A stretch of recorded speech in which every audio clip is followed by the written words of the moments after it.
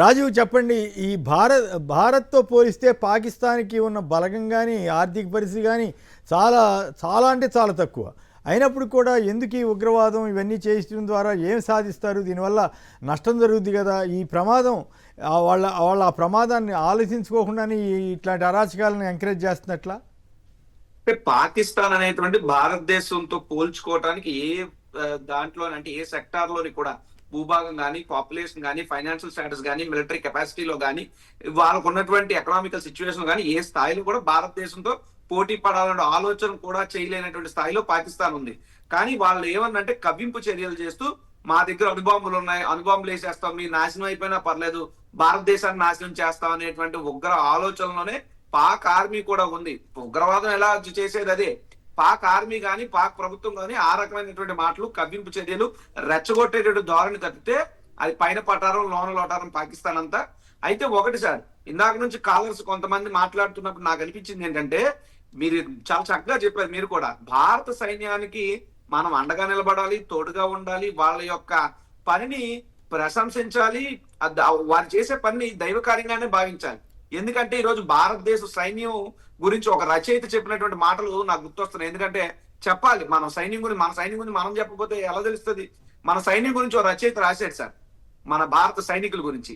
వారట, పుట్టిన భూమిని ఆరాధించక పూసిన నెత్తుటి పువ్వులు, తల్లి రుణాన్నే చెల్లించేందుకు ఎల్లవేళలా ఎల్లలు కాస్తారు, శిరస్సు వంచని సంకల్పంతో హిమాచలం మన భారత సైన్యం, విరామ మెరుగక ధరాలలోనే కవాతు చేసే జవాను రక్తం, ఏ కాశ్మీరు సిరికి కన్యాకుమారికి ఏ హాని రాదని హామీ ఇస్తాం, రేయంటూ లేని సూర్యుల్లా మారి మా జాతికిస్తాం కమ్మని స్వప్నం.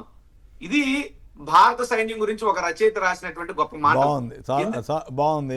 ఎల్వికే మన రాజీవ్ మంచి కవిత ఇది కూడా ప్రజెంట్ చేశారు. టైమ్లీగా మాట్లాడుతుంటాడు, అప్పుడప్పుడు వింటుంటాం. సందర్భానికి సమయోచితంగా సందర్భానుసారంగా ఆ కవితని చదివినిపించడం అనేది నిజంగా అభినందనీయం. ఓకే, మీకు అభినందనలు కూడా తెలియజేస్తున్నారు. మనం ఆ యొక్క సైనికులందరికీ పాదాభివందనం సార్ నేను. ఎందుకంటే ఇది ఒక భావోద్వేగంతో కూడినటువంటి సమయం.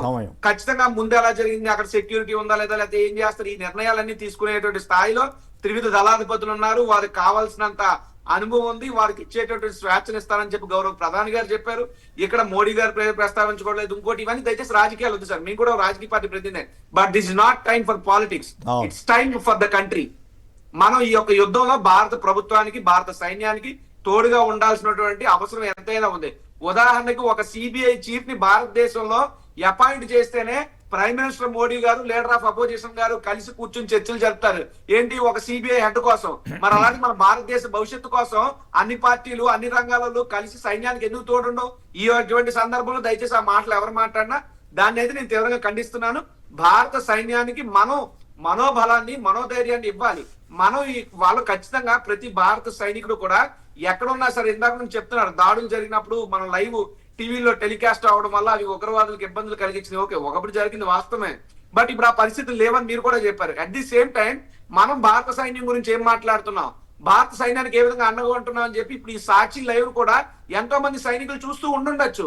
వాళ్ళకి ఇటువంటి మాటలు మాట్లాడినప్పుడు వాళ్ళ మనోధైర్యం దెబ్బతింటది. కాబట్టి ఎవరు ఆ రకమైనటువంటి వ్యాఖ్యలు చేయదు. ఇప్పుడు నేను ఇందాక చెప్పాను, భారత సైన్యం యొక్క గొప్పతనాన్ని, వారి యొక్క ఔన్నిత్యాన్ని, వారి యొక్క కష్టాన్ని, వారి యొక్క త్యాగాన్ని మా భారతదేశ పౌరులు గుర్తిస్తున్నారు. వీళ్ళ కోసం మనం ప్రాణత్యాగం చేసినా పర్లేదు, మన దేశాన్ని మనం కాపాడాలనేటువంటి ఒక మనోధైర్యాన్ని సైన్యానికి ఇవ్వాల్సినటువంటి బాధ్యత భారతీయ పౌరులందరిపైన ఉందని చెప్పి నేను తెలియజేస్తున్నాను సార్.